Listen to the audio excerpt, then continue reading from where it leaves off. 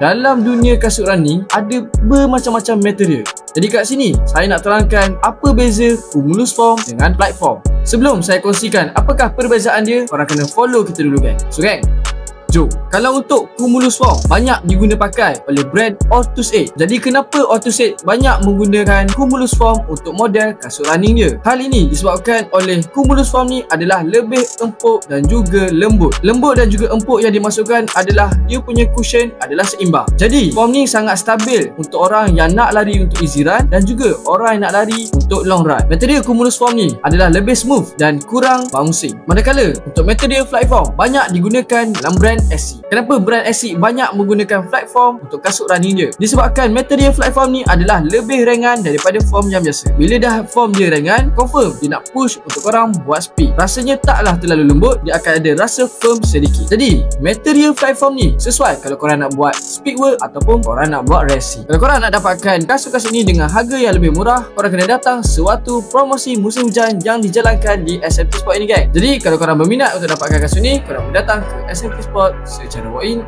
membeli secara online.